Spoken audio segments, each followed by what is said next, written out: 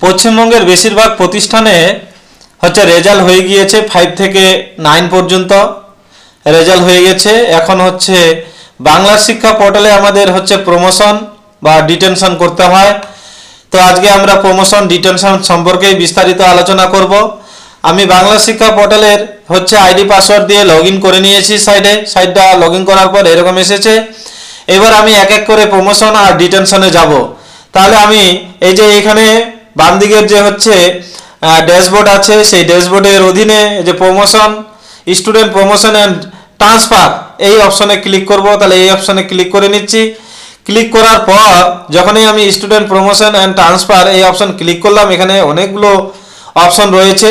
তার মধ্যে আমি যাব স্টুডেন্ট প্রমোশন ডিটেনশন এই অপশনে ক্লিক করব। তাহলে আমি এই অপশনে ক্লিক করে নিলাম। তো স্টুডেন্ট প্রমোশন ডিটেনশন লিঙ্কে ক্লিক করার পর এই পেজটি ওপেন হয়ে গেল। তো এখানে দেখেন 5, 6, 7, 8, 9 এই পর্যন্ত সব এগুলো ডান দিকে পেন্ডিং আছে। আমি দুটোর উপরে কাজ করেছি, তার জন্য আমার দুটো করে অপশন এসেছে। একটা সাবমিট আর একটা ফাইনালাইজ।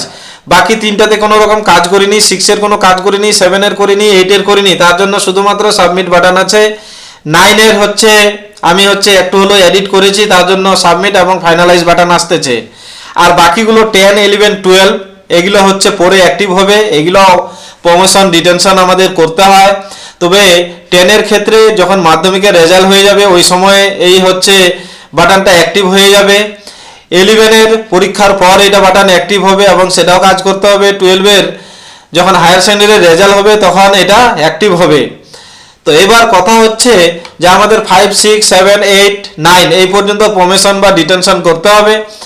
আমরা সবাই জানি যে সরকারি নিয়ম অনুযায়ী 5 থেকে 8 পর্যন্ত কোনো রকম ডিটেনশন করা যায় না। শুধু সেই সমস্ত স্টুডেন্টের ডিটেনশন করা যায় যারা CWSN এই সমস্ত বাচ্চাদেরকেই বা স্টুডেন্টদেরকেই শুধু ডিটেনশন করা যায়। বাকি বাদ 5 to 8 এর অন্যান্য স্টুডেন্টদের ডিটেনশন করা যায় না, সব সময় প্রমোশন করতে হয়। তাহলে আমরা আজকে প্রমোশন বা ডিটেনশনের যে কাজ সেটা 5 থেকে 9 পর্যন্ত করব। তবে এক্ষেত্রে আপনাদের মনে রাখতে হবে সর্বপ্রথমে আপনাকে ডিটেনশন বা প্রমোশনের কাজ করতে হবে ক্লাস 9 এর। কেন? আপনি যদি ক্লাস 9 এর না করেন, সাপোজ আপনি আগে ক্লাস 8 এর করলেন, তারপরে ভাবছেন যে 9 এর করবেন, তাহলে যখনই আপনি এখানে ফাইনালাইজ করে দিবেন, সাবমিট বাটন ক্লিক করবেন, এডিট করে যখন আপনি ফাইনালাইজ করে দিবেন, করার পর তাহলে ওই বাচ্চাগুলো কি হবে, ওই স্টুডেন্টগুলো 9 এর ঘরে চলে আসবে, তখন দুইটা কি হবে, মিক্সিং হয়ে যাবে। তার জন্য আপনাকে সব সময় হায়ার ক্লাস থেকে লোয়ার ক্লাসে নামতে হবে। আর তার জন্য আমি প্রথমে 9 এর করব।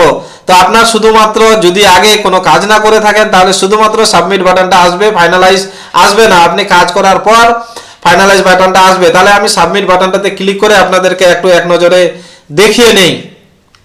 তাহলে আমি সাবমিট বাটনটাতে ক্লিক করে নিলাম, ক্লিক করেছি। তাহলে তো সাবমিট বাটনটা ক্লিক করা মাত্র এরকম স্টুডেন্টের সমস্ত নাম শো করছে। বাম দিকে বাংলা শিক্ষা পোর্টালের যে আইডি, প্রত্যেকটা স্টুডেন্টের বাম দিকে বাংলা শিক্ষা পোর্টালের আইডি রয়েছে, যেগুলাকে আমি এইভাবে ব্ল্যাক কালো করে রেখেছি।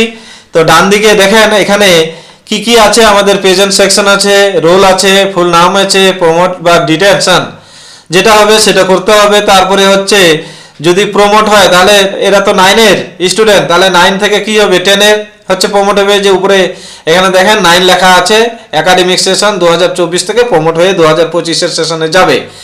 এবার সাপোজ ধরে নেন যে যেমন এই যে আকাশ রয়, এই বাচ্চাটাকে যদি আমি প্রমোট করি, তাহলে এর প্রমোট করার পর 10 এর রোল কত হবে সেই রোলটা আপনি এখানে দিয়ে নেবেন, নিজের ইচ্ছা মতো এডিট করে নেবেন। আর সাপোজ যদি আপনি ডিটেন করেন, ডিটেন কি কি কারণে করতে পারেন, যদি এই স্টুডেন্টটি ফেল করে তাহলে আপনি ডিটেন করতে পারেন। যে আমি ডিটেন যদি করে দিই তাহলে দেখেন অটোমেটিক্যালি 9 চলে আসলো। এবার এখানে সেকশনটা আপনি সিলেক্ট করে নেবেন, এ না বি, এবং 9 এ ওর রোল কত হবে সেই রোলটাও আপনি সিলেক্ট করে নেবেন, 1 হবে না কত হবে না 2 হবে না যা হবে আপনি সেই অনুযায়ী সিলেক্ট করে নেবেন। আমার আকাশ রয় এ আমি একে প্রমোট করতে চাই, তার জন্য আমি এখানে সমস্ত রোল নাম্বারগুলো ঠিক করে নিলাম, এর রোল নাম্বারটা ঠিক করে নিলাম, আমি সমস্ত স্টুডেন্টের ঠিক করে নিয়েছি। এবং এই যে দেখেন 8 রোল নামটাকে কি করব, আমি ডিটেন করব। কেন? এর রেজিস্ট্রেশনে এ করেনি। এবার রেজিস্ট্রেশন না করলে তো একে আমি 10 এ প্রমোট করে আমার কোনো লাভ নেই। তার জন্য একে আমি ডিটেন করতেছি এবং একে আমি এ সেকশনে রাখবো। বর্তমানে একটা রোল দিয়ে রাখলাম। কেন? যে এই 9 এর স্টুডেন্টগুলো 10 এ প্রমোট হবে, 8 এর গুলো তো 9 এ প্রমোট হবে। তাহলে এইটে যে সমস্ত স্টুডেন্টরা থাকবে তাদের আগে ঠিকঠাক মতো রোল আমি দিয়ে নিব, তারপরে হচ্ছে এই স্টুডেন্টটা যদি ভর্তি হয় এর রোল নাম্বারটা পরে এডিট করে ঠিক করে নিব আমি। এইভাবে আমি অনেকগুলো বাচ্চার এই স্টুডেন্টের এই ডিটেন করেছি এবং কি রোল হবে একটা আনুমানিক রোল দিয়ে রেখেছি, পরে এগুলা ঠিক করবো। এইভাবে টোটালটা করে নিয়েছি। করে নেওয়ার পর আপনি কি করবেন, এখানে সেভ বাটন করবেন। আপনি যখনই এখানে সেভ অপশনটা ক্লিক করবেন, তারপরে এখানে এবার আমি ব্যাকে যাচ্ছি আপনাদেরকে দেখানোর জন্য। দেখেন এখানে এরকম ফাইনালাইজ অপশনটা আসবে। একইভাবে 5-এর ঘরে আমি ঢুকতেছি, যে 5-এর ঘরে ঢোকার পর দেখেন এখানে এদের পরপর আমি রোলগুলা ঠিক করে নিয়েছি, যে আমার হচ্ছে রোলের কোনো পরিবর্তন আমি আনবো না। আমার যে 1, 2, 3 রোল ছিল, এই 3 জনে ফার্স্ট সেকেন্ড থার্ড হয়েছে, তার জন্য আমি এভাবে রেখেছি। বাকি রোলগুলোর আমি কোনো পরিবর্তন ঘটাবো না, তার জন্য আমি সেভাবে রেখেছি। আর তারপরে হচ্ছে একইভাবে আমি সুবিধার জন্য হচ্ছে সমস্ত মেল স্টুডেন্টদেরকে বা ছেলে স্টুডেন্টকে এ সেকশনে রেখেছি এবং ফিমেল স্টুডেন্টদেরকে টোটাল বি সেকশনে আমি রেখেছি এবং রোলের কোনো পরিবর্তন করব না। আপনারাও এভাবে করে নেবেন, যেটা আপনাদের সুবিধা হবে। তারপরে আপনি সেভ ড্রাফট করবেন। যখনই আপনি সেভ ড্রাফট করবেন তাহলে এরকম দেখাবে student promote information successfully saved. এবার আপনি ব্যাকে যাবেন।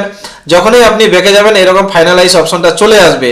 এবার যদি আপনি এটা ফাইনালাইজ করে দেন তাহলে কিন্তু এই যে 5-এর স্টুডেন্টগুলো এবার কিন্তু 6-এ চলে আসবে। এখানে কিন্তু মিক্স হয়ে যাবে। তার জন্য আমি পরেরটাকেও আগে সাবমিট করে নিব।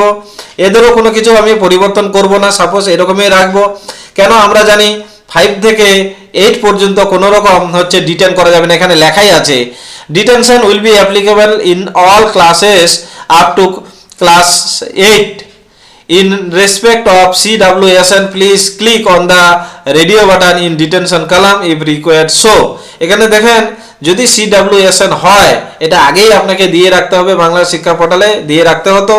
যদি আপনি রাখতেন তাহলে এখানে ডিটেনের ঘরে এরকম হচ্ছে এরকমই পুটলি আসতো, তখন ক্লিক করে আপনি ডিটেন করতে পারতেন। যেহেতু আগেই আপনি কোনো বাচ্চার এই হচ্ছে CWSN যদি না দিয়ে থাকেন তাহলে কিন্তু ডিটেন হচ্ছে বাটনটা অ্যাক্টিভ হবে না। তাহলে আমি এগুলাকে সব ঠিকঠাক করে নিয়েছি। করে নেওয়ার পর 9, 10 এইভাবে গেল। আমার এ সেকশনটা হচ্ছে আপনার গিয়ে 19 পর্যন্ত, তারপরে আবার বি সেকশন চালু হলো। রোলের কোনো পরিবর্তন ঘটাবো না। তাহলে এটাকেও আমি এবার সেভ করে নিচ্ছি। দেখেন সেভ করা মাত্র আমি এবার ব্যাকে যাচ্ছি। ব্যাকে গেলে আমি দেখেন এবার 6-এও কিন্তু ফাইনালাইজ বাটন চলে এসেছে। এবার আমি পরেরটাতেও করে নিচ্ছি। তাহলে 7-এর ক্ষেত্রে আমি সবাইকে প্রমোট করব। তাহলে এখানে 14 পর্যন্ত রোল ঠিক আছে। দেখেন এখানে কিন্তু রোল অটোমেটিক্যালি চেঞ্জ হয়ে গেছে। কোথা থেকে কোথায় চেঞ্জ হয়ে গেছে দেখেন, যখন আমরা দেখতেছি বির 1 রোল নাম্বার, ওর কিন্তু এবার 15 হয়ে গেছে। এটা আপনাকে ঠিক করে নিতে হবে। আমি এটাকে 1 করে নিলাম, এটাকে হচ্ছে আমি 2 করে নিলাম, এবার পরেরটাকে আপনি 3 করে নিলাম। এগুলা কিন্তু সব চেঞ্জ হয়ে গেছে। দেখেন এই পর্যন্ত চেঞ্জ হয়ে আছে। আমি এটাকে ঠিক করে নিচ্ছি। আমি 7ও হচ্ছে সেভ করে নিলাম। দেখেন এখানে লেখা আসতেছে student promote information successfully saved. তাহলে এটাও আমার সেভ হয়ে গেল। আমি আবার ব্যাকে যাচ্ছি। ব্যাকে যাওয়ার